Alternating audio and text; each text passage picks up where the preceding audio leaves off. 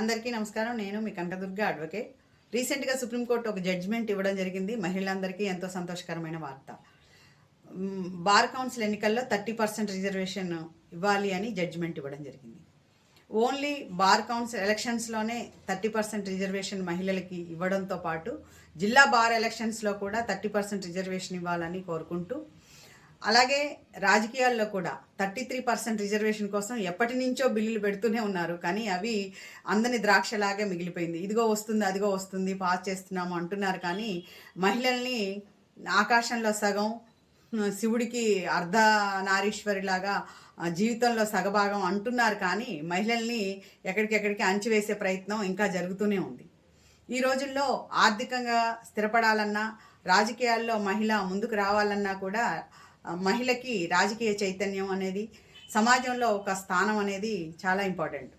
మహిళలు రాజకీయాల్లోకి వచ్చినప్పుడు ఆర్థికంగా తనకి ఎసులుబాటు ఉందా లేదా అనే చూస్తున్నారు తప్ప, తనలో రాజకీయంగా ముందుకొచ్చే శక్తి సామర్థ్యాలు ఉన్నాయా, తనలో ఒక నాయకుడు ఉన్నాడా లేదా అని అబ్జర్వ్ చేసే నాయకులు ఈ రోజుల్లో కరువయ్యారు.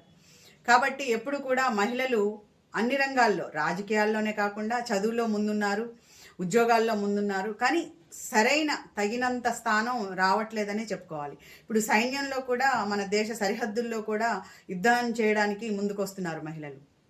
అలాగే యుద్ధ విమానాలు నడపడంలో కూడా మహిళలు ముందున్నారు. రాజకీయాల్లో కూడా ఇప్పుడు మన భారతదేశంలో మనం గొప్పగా గర్వంగా చెప్పుకునే ఒక అంశం ఏంటంటే, మన భారతదేశానికి ఫైనాన్స్ మినిస్టరు ఒక మహిళగా ఉండడం.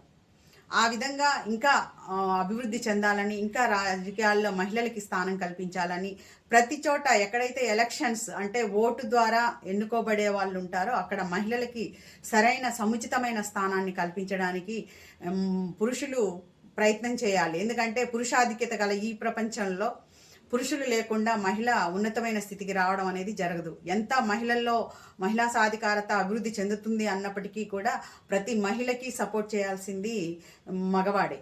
అంటే అది తండ్రి స్థానం కానీ, అన్నయ్య స్థానం కానీ, హస్బెండ్గా కానీ, ఏ విధంగానో ఒక రాజకీయ నాయకుడిగా కానీ మహిళకి సపోర్ట్ చేయాల్సింది మగవారే. కాబట్టి మగవారు దయచేసి మీరు ఇంకా మీ పురుషాధిక్యాన్ని పెంచుకోకుండా, మహిళలకి ఏదైతే మన పిల్లల్ని ఎట్లాగో ఉన్నతమైన చదువులు చదివించి వారు ఉన్నతంగా ఉండాలి అనుకుంటామో, సమాజంలో ఉన్న మహిళలకు కూడా మీరు చేయూతనిచ్చి వారిలో కూడా ఉన్న చైతన్యాన్ని, వారిలో ఉన్న శక్తి సామర్థ్యాలని ముందుకు తీసుకొస్తూ వారికి సరైన స్థానాన్ని కల్పిస్తే, వారు రాజకీయాల్లో మహిళలు ఉండడం వల్ల చాలా వరకు సమాజానికి మంచి జరుగుతుంది. ఎందుకంటే ఒక మహిళ ఫైనాన్స్ మేనేజ్మెంట్ అనేది ఒక మహిళకి తెలిసినంతగా పురుషుడికి తెలియదనే చెప్పుకోవాలి. ఎందుకంటే ఎక్కడైనా మహిళ ఇల్లుని చక్కబెట్టడంలో కానీ, సమాజంలో తన బాధ్యతని సరిగ్గా నిర్వర్తించడంలో తను బాధ్యత తీసుకుంటుంది. ఏదైనా ఒక పని అప్పచెప్తే తన పని అన్నట్టుగా చేస్తుంది.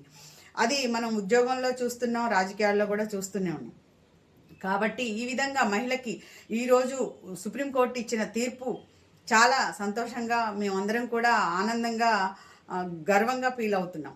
అలాగే రాజకీయాల్లో 33% రిజర్వేషన్ ఇవ్వడంలో కూడా ఇంకా రాజకీయ నాయకులు, రాజకీయ పార్టీలు ముందుకు రావాలని కోరుకుంటూ, మహిళలందరూ కూడా చైతన్యవంతులయ్యి వారికి ఉన్న హక్కులని ఏవైతే ఉన్నాయో, వారికి ఉన్న అధికారాలని ఆక్యుపై చేసుకోవడానికి ప్రయత్నం చేయాలి. ఎప్పుడు కూడా మహిళ నాకెందుకులే ఈ రాజకీయాలు, నాకెందుకు ఈ నాయకత్వం అని వెనకడుగు వేయకుండా ముందుకు రావడానికి ప్రయత్నం చేయాలి. మనలో ఉన్న ధైర్యం, సాహసాలు ఏవైతే ఉన్నాయో అవి సమాజంలో మనం బయటకు వచ్చినప్పుడే అవి వ్యక్తపరచడం జరుగుతుంది. కాబట్టి అందరూ కూడా ధైర్యంగా రాజకీయాల్లో ఉండాలి. చదువుకున్నవాడు రాజకీయాల్లోకి వస్తేనే సమాజానికి మేలు జరుగుతుంది. అంబేద్కర్ గారు ఎప్పుడో చెప్పారు, ఈ విధంగా గొప్ప గొప్ప వాళ్ళు ఎప్పుడో మన స్వాతంత్రం రాకముందు గొప్ప నాయకుల్ని చూసాం, కానీ ఇప్పుడు గొప్ప నాయకుల్ని చూడలేకపోతున్నాము. ఒక ఝాన్సీ లక్ష్మీబాయి, ఒక రుద్రమాదేవి, ఒక దుర్గాబాయి దేశ్ముఖ్, ఇలాంటి వాళ్ళు ఎంతోమంది, సరోజినీ నాయుడు, ఇందిరాగాంధీ, ఇలాంటి వాళ్ళతో పాటు మనం కూడా రాజకీయాల్లోకి రావాల్సిన అవసరం, ఆవశ్యకత ఉంది.